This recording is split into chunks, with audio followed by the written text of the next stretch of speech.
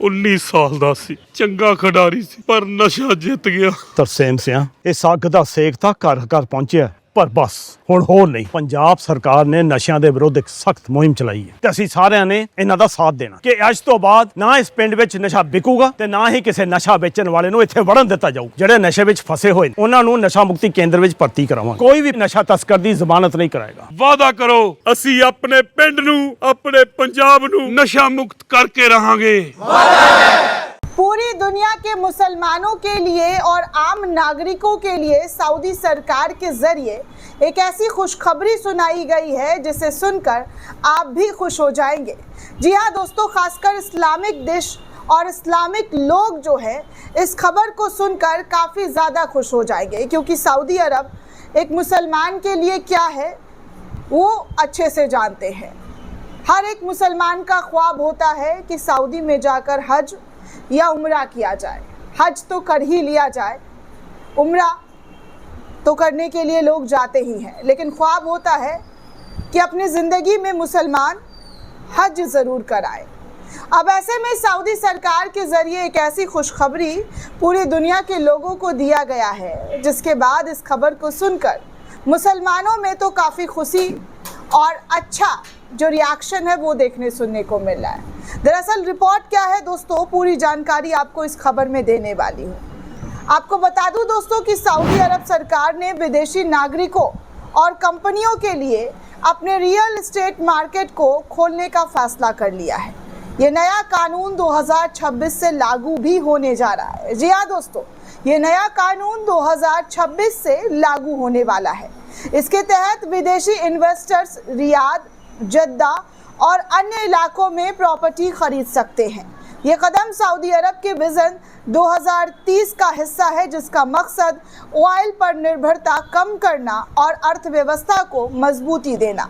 Saudi cabinet ने हाल ही के दिनों में इस नए कानून को मंजूरी दी है, जिससे हाउसिंग मिनिस्टर माजिद बिन अब्दुल्ला ने रियल एस्टेट सुधारों का अगला कदम बताया है। उन्होंने कहा है कि ये कानून रियल एस्टेट इन्वेस्टमेंट बढ़ाएगा और सऊदी शहरों का ग्लोबल इन्वेस्टर सेंटर बन जाएगा।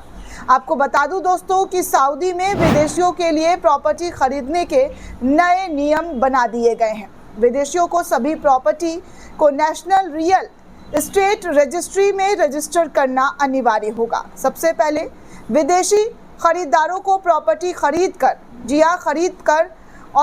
पर 50% तक ट्रांसफ़र शुल्क देना होगा, और तो और जाली दस्तावेज जमा करने पर 2.67 मिलियन जुर्माना डॉलर तक का जुर्माना भी भर सकते हैं। अगर आप जालसाजी करके प्रॉपर्टी खरीदते हैं तो 2.67 मिलियन डॉलर का जुर्माना भरना पड़ेगा।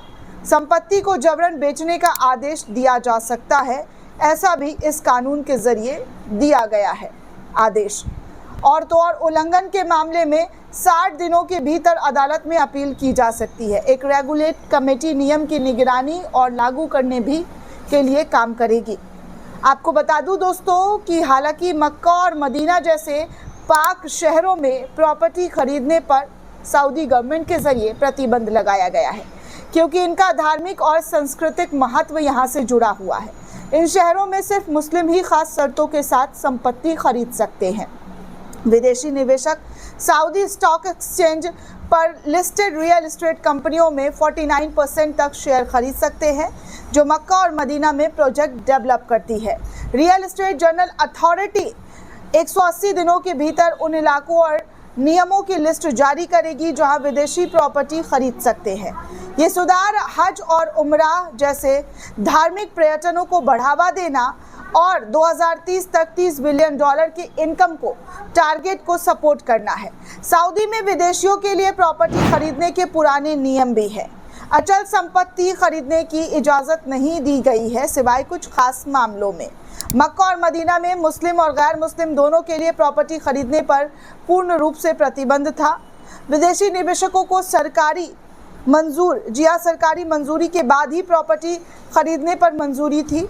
सिर्फ सऊदी नागरिक ही उन क्षेत्रों को संपत्ति खरीदने की अनुमति थी। इस पहले पुराने कानून की अगर बात की जाए, विदेशियों को प्रॉपर्टी खरीदने की बजाय लंबी अवधि की लीज यानी कि 99 साल तक की इजाज़त थी।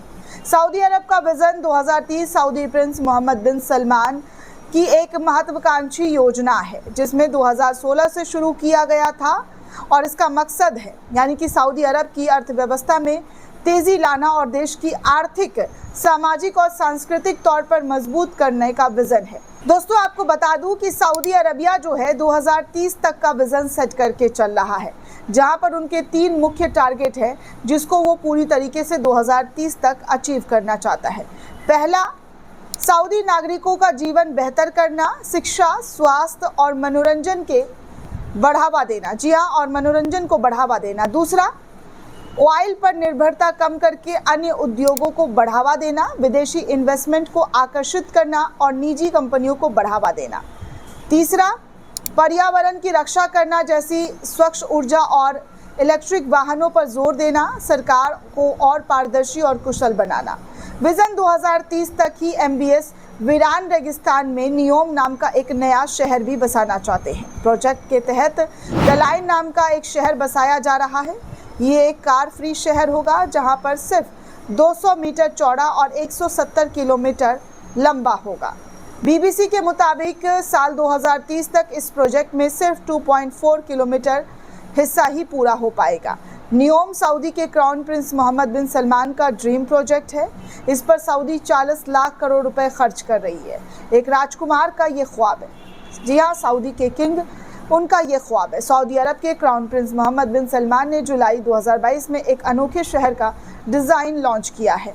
ये शहर अनोखा इसलिए है क्योंकि इसकी चौड़ाई महज 200 मीटर और लंबाई भी 170 किलोमीटर होगी। ये पूरा शहर शीशे की 2 दीवारों के बीच होगा, बाकी चारों तरफ प्राकृतिक ज्यों की त्यों रहने वाली है। एक छोर से दूसरे छोर तक जाने में सिर्फ 20 मिनट लगेगा और ज़रूरत की कोई जगह 2.5 किलोमीटर से दूर नहीं होगी। इस शहर में ना कार होगी और ना सड़कें, सब कुछ रिन्यूएबल एनर्जी पर चलने वाला है। द लाइन नाम का ये शहर सऊदी प्रिंस के ज़रिए डिज़ाइन किया गया एक ड्रीम प्रोजेक्ट है, जिसको वो तेज़ी से काम करते हुए नज़र आ रहे हैं। दोस्तों, इस पूरे रिपोर्ट को लेकर आप क्या सोचते हैं? आपकी क्या प्रतिक्रिया हमें कमेंट करके ज़रूर बताइएगा। साथ ही साथ चैनल को ज़्यादा से ज़्यादा लाइक, शेयर और सब्सक्राइब करना बिल्कुल भी ना भूलें। शुक्रिया दोस्तों।